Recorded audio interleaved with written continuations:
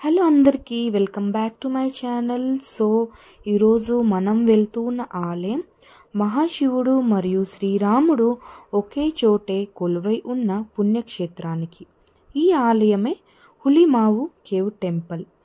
ఈ ఆలయంలో శ్రీరాముడు మరియు మహాశివుడు ఒకేసారిగా దర్శనమిస్తారు.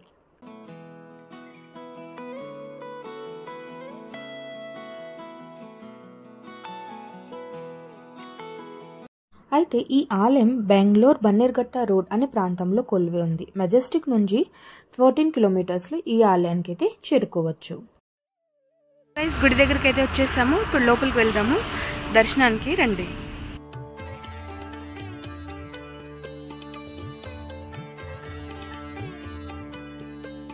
అయితే ఈ ఆలయం 2000 సంవత్సరాల పురాతనమైన ఆలయం అని చెప్తారు. ఈ ఆలయాన్ని శ్రీ రామలింగేశ్వర ఆలయం అని కూడా అంటారు. అయితే ఈ ప్రాంతంలోనే 1982లో శ్రీ రమానంద స్వామీజీ వారు జీవసమాధి అయ్యారు. అయితే ఒకప్పుడు ఈ ప్రాంతమంతా అడవిలాగా ఉండేది.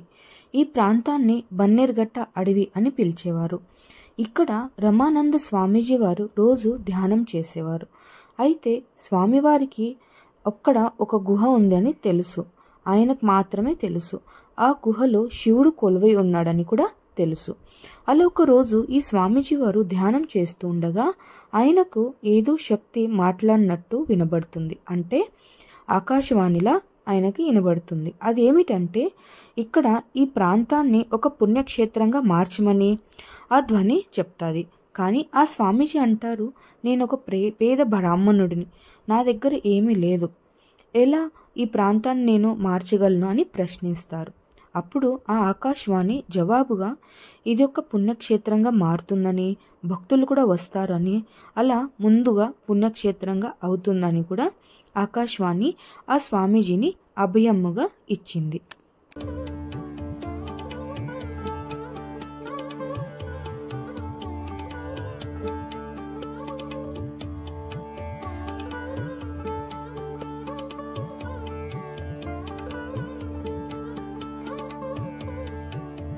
అలా ఆ స్వామీజీ కొన్ని రోజులు అలాగే ధ్యానం చేస్తూ ఉండగా ఒక్కరోజు మరియప్ప అనే ఒక భక్తుడు ఆ స్వామీజీ దర్శనానికి అయితే వస్తారు.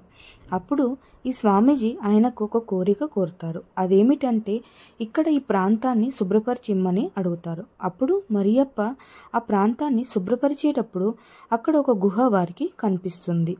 అలా ఆ గుహ లోపలికి వెళ్ళి చూడగా వారికి నంది మరియు శివలింగం కనపడుతుంది. ఆ శివలింగం స్వయంభూ అని తెలుసుకుంటారు. అయితే మరియప్ప వారు మరియు రమానంద స్వామీజీ వారు వీరిద్దరూ శ్రీరాముడికి పరమభక్తులు.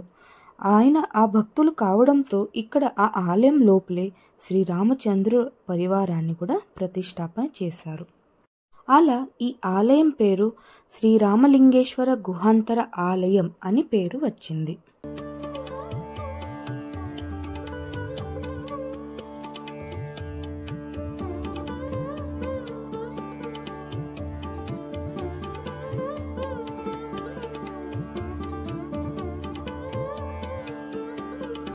ఈ అద్భుతమైన ఆలయాన్ని మీరు కూడా దర్శించాలని కోరుతున్నాను.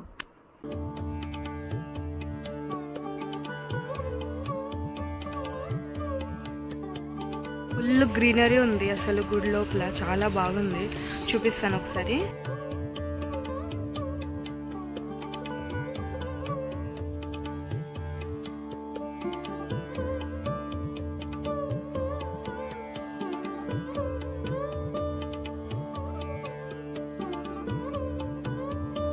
సో గైస్, ఆలయం అయితే చాలా బాగుంది. సో ఫుల్ డీటెయిల్స్ నేను వీడియోలో ఆల్రెడీ ఉంది. సో మీకు ఏమైనా డౌట్స్ ఉంటే నాకు కమెంట్ చేయండి గ్యారంటీగా. ప్లీజ్ ఫుల్ వీడియో చూడండి.